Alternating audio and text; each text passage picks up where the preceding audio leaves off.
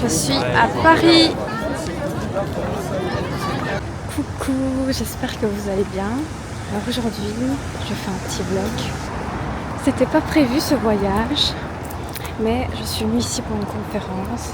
J'essaye d'investir sur moi-même. Je trouve que c'est important.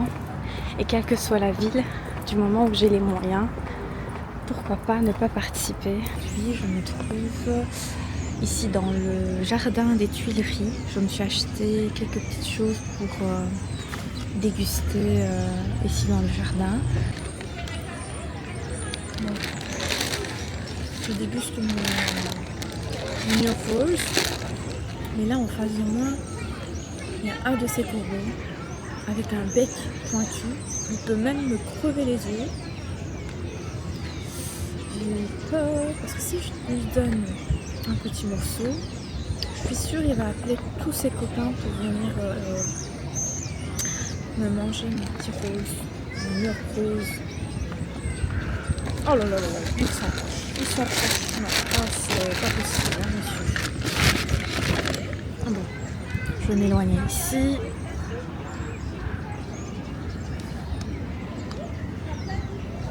Bonjour monsieur. Donc, super, j'ai trouvé un autre endroit pour m'installer et là je suis devant la rue.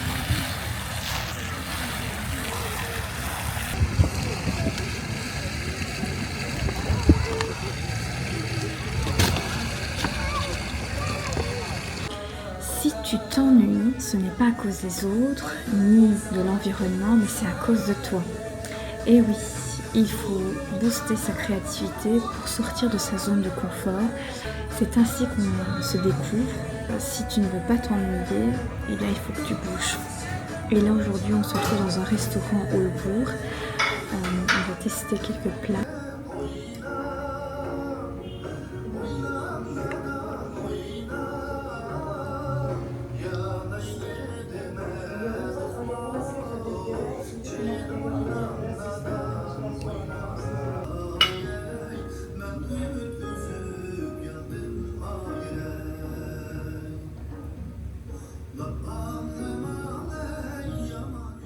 Coucou, j'espère que tu vas bien. Comme tu l'as constaté, donc aujourd'hui je suis allée donc à Paris participer à une conférence qui était en rapport avec la spiritualité et l'islam. Donc ça a été une conférence qui m'a vraiment fait du bien parce que vous le savez, c'est très important si vous voulez évoluer dans ce cheminement. Le fait d'avoir envie d'avancer, ça fait qu'en fait la vie vous aide à réaliser en fait ce que vous désirez. Et moi en fait, j'avais mis tellement d'attention que voilà, je dis oui à cette conférence, mais comment je dois faire pour y aller? Comment je vais trouver le moyen d'aller au plus vite parce que j'ai quelques heures pour me décider. Et donc je me suis dit ok super, j'ai trouvé l'aller et le retour, ok je suis proche de la réalisation de mon intention. Ensuite j'ai été voir les logements, les hôtels et j'ai trouvé aussi donc un endroit pas cher du tout pour pouvoir me loger et passer la nuit. Je m'étais mis dans la tête que je pourrais dépenser au moins 200 € pour ce trajet et pour cette conférence. Et je peux vous dire qu'en tout, avec une nuit à Paris, j'ai dépensé 120 €, 120-135 € à peu près. Il faut toujours bien s'organiser et se dire vraiment est-ce que tu as besoin de cette conférence. Et moi tout de suite ici, en plus regardez-moi, je vous ai mis ce pub là. Peut-être que je gagnerai un petit peu de la positivité pour ces gens qui me regardent et qui prennent la peine de regarder ma vidéo alors que je ne sais même pas si c'est vraiment intéressant pour vous. Cette vidéo, elle a été faite vraiment pour les personnes dont le sujet intéresse. C'est vrai que pour quelqu'un qui, pour la première fois, se projette un petit peu sur les vidéos et qui essaie de s'exprimer sur les réseaux sociaux, c'est pas facile du tout. C'est vrai qu'à chaque fois, je dis des et donc, c'est vrai que c'est pas très agréable d'entendre ça. Mais je me dis, c'est une évolution, c'est une étape. Bon, ok. Bon.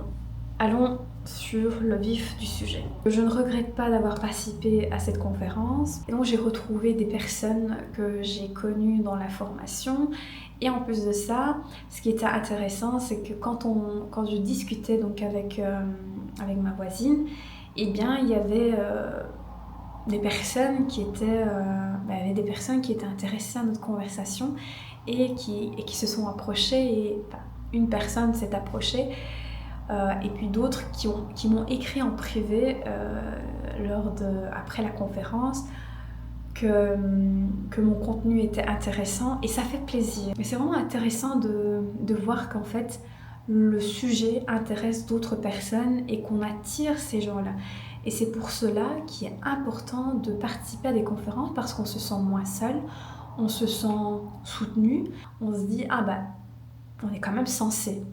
Il y a quand même un sens dans ce qu'on dit. C'est ça qui est important aussi. Est-ce qu'il y a un sens dans ce que je partage, dans ce que je dis et dans ce que je fais aussi? Parce que quand on dit qu'on ne le fait pas, c'est pas crédible. Quand c'est du vécu et de l'expérience, ce que l'on dit, ça prend beaucoup plus d'importance. Donc au final, en fait, je ne regrette pas d'avoir participé à cette conférence parce qu'en fait, je suis sortie de ma zone de confort et je ne me suis jamais dite que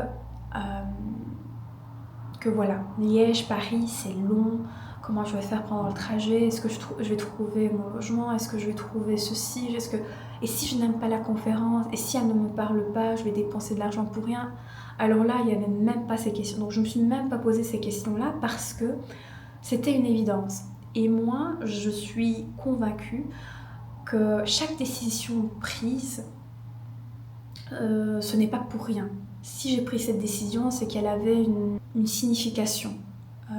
Oui, parfois, on peut prendre des décisions, des mauvaises décisions et des bonnes décisions. Mais je trouve que le côté mauvais, pour moi, elle n'existe pas. Qu'elle soit bonne ou mauvaise, elle sera toujours bonne. Parce qu'au final, c'est vous qui l'avez décidé. Oui, peut-être que vous allez avoir des pertes, mais c'est ça aussi l'expérience, je trouve. Et je pense que ça peut aider aussi à ne pas répéter aussi les mêmes erreurs, de pouvoir écouter ce qu'il y a à l'intérieur. C'est vrai que les décisions, ça impacte notre vie, ça peut nous perturber, ça peut nous chambouler, ça fait perdre des entourages, des proches, des gens qu'on aime, et des gens qu'on aime mais qu'on doit nous séparer. Donc voilà, c'est ça en fait. Je pense que les décisions qu'on prend, c'est comme balayer ce qui est un petit peu inutile dans notre vie. Et ce qui était un peu triste aussi pendant la conférence, c'est qu'il n'y avait presque pas d'hommes, il y avait plus de femmes. Je me dis, mais c'est quand même dommage que les hommes ne viennent pas à cette conférence parce que ça va changer leur vie, peut-être même pour le côté travail, ça va les aider à aller plus loin. Parce que je trouve que c'est important de noter aussi. Moi, avant d'entreprendre, je me suis dit, il faut que je travaille ma foi. Ma foi, c'est la plus importante. La foi, elle peut soit se renforcer, soit se régresser. La foi, c'est pas simplement mettre sa confiance en Dieu. Oui, c'est aussi mettre sa confiance en Dieu, en quelque chose que vous croyez fortement. Ça peut toucher d'autres religions. Donc tout ce que je vous partage, ça ne résume pas à l'islam. Donc prenez ce qui vous parle et ce qui vous accroche. Il faut voir, est-ce que ce que je vous parle, est-ce que ça vous illumine, est-ce que ça vous apaise votre cœur. Donc ici, le message que je veux vous partager, c'est la foi. Soit vous la régressez, soit vous la renforcez. Et ce genre de conférence, qui est en fait un sujet qui touche la foi, la spiritualité et la religion, c'est quelque chose qui va vous aider si vous voulez entreprendre quelque chose. En fait, la première chose que vous devez vous poser comme question avant d'entreprendre une entreprise, d'entreprendre dans quelque chose qui vous épanouit, la première chose que vous devez vous poser, c'est à combien de pourcentage vous croyez en vous et à votre projet. Parce que c'est ça le moteur en fait pour la réalisation de vos rêves. La sincérité dans ce que vous allez vous projeter. Voilà, j'aimerais bien vous partager mon écrit par rapport à une question d'une des personnes qui avait posé pendant la formation. C'est qu'elle avait une difficulté à vivre la tawakkul. La tawakkul, c'est la résilience. La résilience, le lâcher-prise. Et moi, ce que j'avais répondu, c'est que avec l'expérience, même en faisant des erreurs, je suis persuadée que nous sommes toujours orientés vers ce qui est bon pour nous. Le désespoir conduit souvent à des crises. Et c'est à ce moment-là que nous prenons le choix, soit de changer, soit de recommencer. Ces crises sont essentielles. En étant sincères avec nous-mêmes, nous sommes naturellement guidés vers ce qui est juste pour nous. Les épreuves que nous traversons sont le résultat de nos décisions. J'ai confiance en Allah, en Dieu, pour tout ce que vous croyez. Car si cette épreuve peut m'aider à corriger mes erreurs et à la remplacer par quelque chose de meilleur, pour moi, c'est qu'il y a toujours espoir tant qu'on est en vie. Eh bien, c'est ça en fait.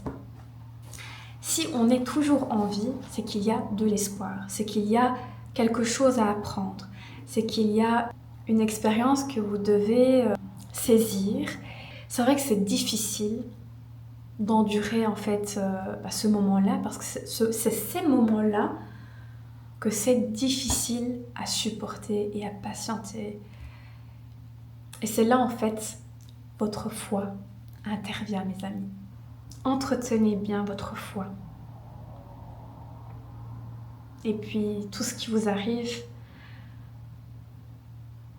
c'est une expérience. Je ne sais pas quoi dire en fait, j'ai tout dit je pense.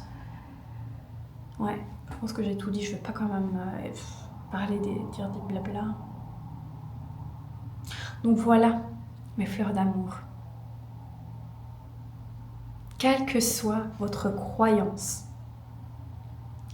entretenez votre foi, travaillez, renforcez-le. À combien de pourcentage vous croyez en vous? Allez, ciao.